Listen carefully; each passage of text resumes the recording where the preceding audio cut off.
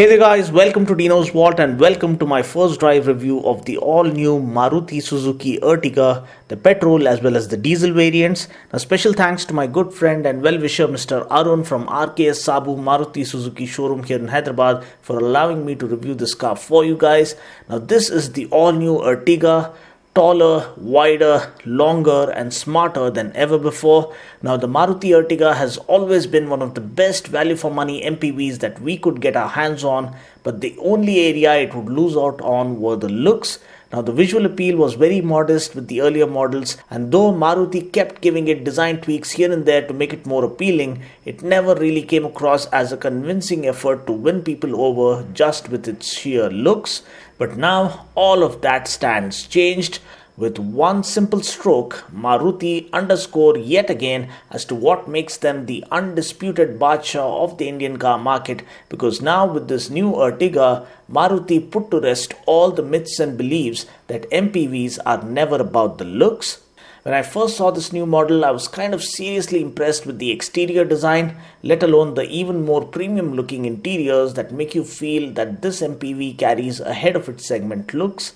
So getting started with the review, this new Ertiga is built on Suzuki's hard-tech platform, which means the chassis is made up of lightweight, high-tensile steel, so we get a perfect blend of performance and economy with great durability and build quality along with good rigidity. The chassis structure is built to absorb and disperse crash energy, thereby offering greater safety.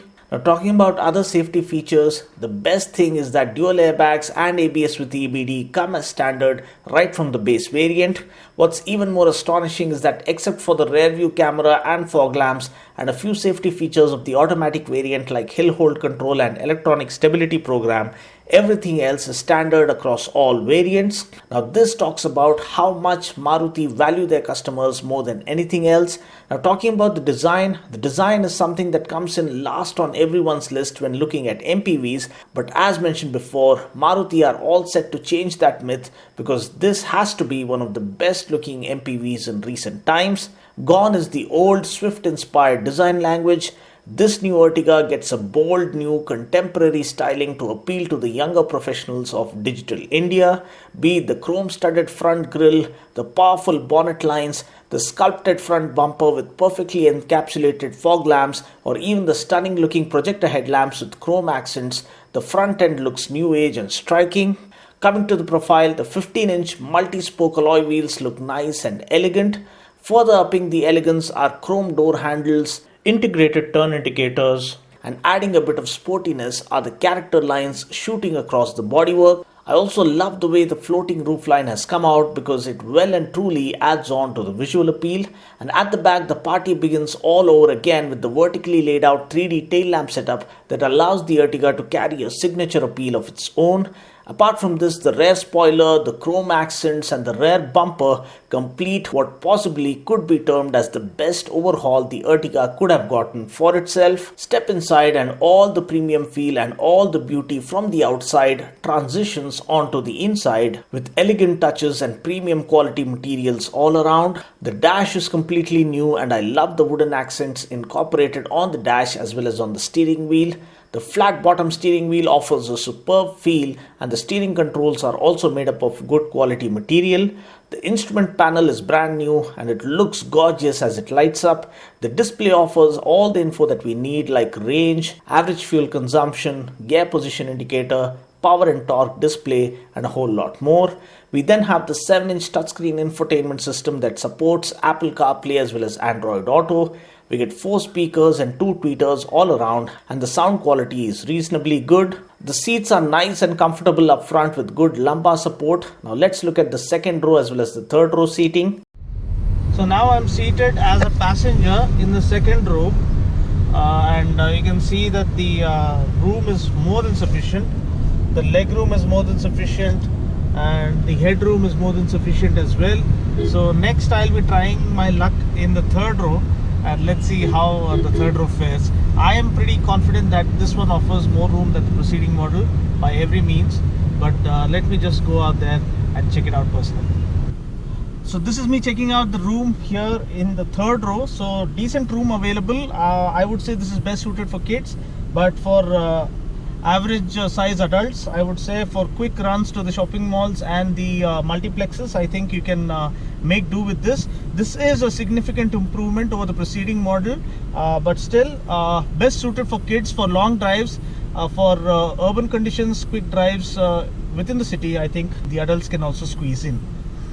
Getting into the third row is also quite easy with the one-touch seat tumble-down system. Looking at storage spaces, we get a spacious glove box, we get some concealed storage space underneath the front armrest, we get cup holders with cooling vents, which is very impressive, and we also get bottle holders on all 4 doors, which really comes in handy. Talking about the boot space, we get 209 liters of boot space with all the 3 rows up, 550 liters with the third row down, and 803 liters with the second row down. Now, talking about other relevant features, we do get automatic climate control with dedicated vents for the second row passengers. We get a rear view camera with dynamic guidelines to help you park your vehicle even in tight parking spaces. We do get other goodies on board like power folding mirrors, driver seat height adjustment, keyless entry, engine start-stop system, and of course the SHVS system, which stands for Smart Hybrid Vehicle by Suzuki. Now let me give you guys a quick demo of the system as to how it works. Let me just take a moment and try and check out the hybrid system, which I had checked back when the Ciaz was launched with the SHVS hybrid technology. So I'm thinking that when we stop and shift to neutral, the car will stall on its own. And when I again press the clutch, the car is supposed to start.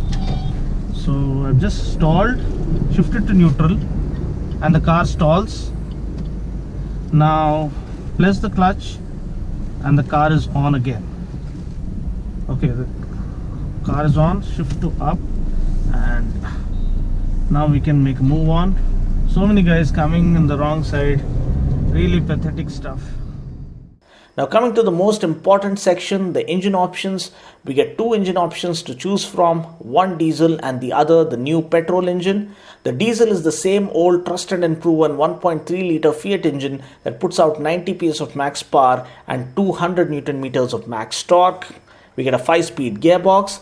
Please note that there is no automatic on offer for the diesel as of now. Next, we have the 1.5 litre petrol engine that puts out a max power of 105 PS and a max torque of 138 Newton meters. We get 2 transmission options to choose from. First, we have the 5-speed manual, and then we have the 4-speed automatic. Now, first, taking out the diesel variant for a drive, the clutch feel is nice and light and effortless, which is usually not the case for MPVs or SUVs. The clutch feel is usually hard and the clutch travel is far, which ends up giving you kind of a leg workout. But this new Ertiga is here to redefine things. So the clutch feel is nice and light, and also the clutch travel is very minimal, thereby offering a completely fatigue-free driving experience. The steering feel is light and easy to maneuver through city traffic at lower speeds, and it weighs up adequately to give you good amount of confidence at higher speeds.